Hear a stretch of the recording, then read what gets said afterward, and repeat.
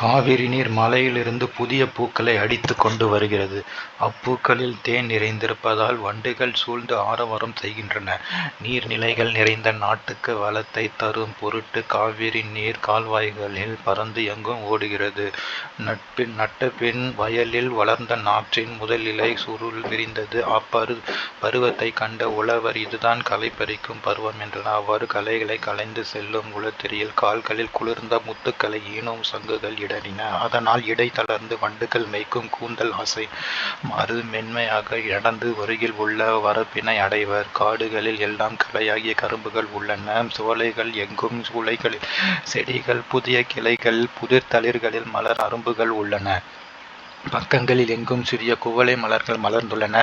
வயல்களில் எங்கும் நெருக்கமாக சங்குகள் கிடைக்கின்றன. நீலநிலை கரையெங்கும் இளைய அன்னங்கள் உலவுகின்றன. குளங்கள் எல்லாம் கடலை போன்ற பரப்பினை உடையன. அதனால் நாடு முழுவதும் நீர்நாடு என்று சொல்லத்தக்கதாய் உள்ளது. இத்தகைய சிறப்புடைய சோழ நாட்டிற்கு பிற நாடுகள் ஈடாக மாட்டார். அன்னங்கள் விளையாடும் அகலமான துறைகளை கொண்ட நீர்நிலைகள் எருமைகள் வீழ்ந்து மூழ்கும்.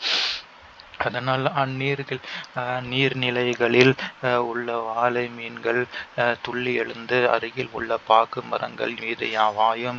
இக்காட்சியானது நிலையான வானத்தில் தோன்றி மறையும் வானவில்லை போன்று விளங்கும். அறியப்பட்ட செந்நெற்கட்டுகளை அடுக்கி பெரிய பூராக குவிப்பர். மிகுதியாக பிடிக்கப்பட்ட பல வகை மீன்களையும் நீண்ட குன்றை போல் குவிப்பர்.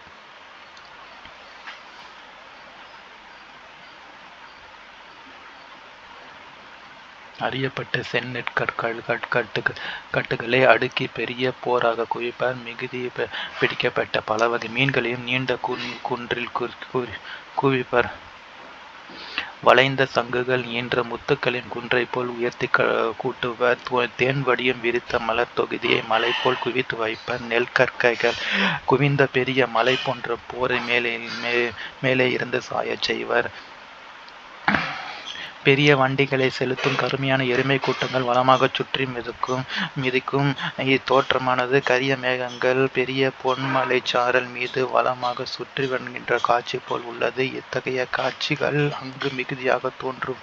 அந்நாட்டில் எங்கும் தென்னை, செருந்தி, நறுமணமுடைய நரந்தம் போன்றவை உள்ளன. அரச மரம், கடம்ப மரம், பச்சிலை மரம், குளிர்ந்த மலரையுடைய சுப்புரா மரம் போன்றவை எங்கும் வளர்ந்துள்ளன. பெரிய அடிப்பாகத்தை கொண்ட பனை, சந்தனம், கலிர்ந்த மலருடைய நாகம், நீண்ட இலைகளையுடைய வஞ்சி, காஞ்சி மலர்கள் நிறைந்த கோங்கு முதலியன எங்கெங்கும் செழித்து வளர்ந்துள்ளன. கருங்குவளை, செந்நெல், பண்பு தொகைகள், விரிமலர், வினைத்தொகை, தடவரை, உரிச்சொற் தொடர், பாய்வன, பாய் கூட்டல் இவ்வு கூட்டல் அன்னு கூட்டல் பாய் பகுதி, இவ்வு எதிர்கால இடைநிலை, சாரியை, பலவின் பால் வினைமுற்று விகுதி.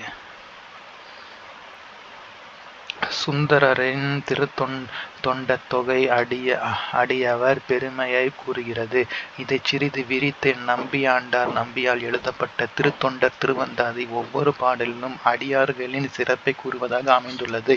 இந்த 2 நூல்களையும் அடைப்படையாக கொண்ட சேக்கிழாரால் ஒவ்வொரு புராணத்திலும் ஒவ்வொரு அடியாராக 63 சிறப்புகளை விளக்கப்பட்டது திருத்தொண்டர் புராணம். இது பெருமை பாரணமாக இது பெரிய புராணம் என அழைக்கப்படுகிறது.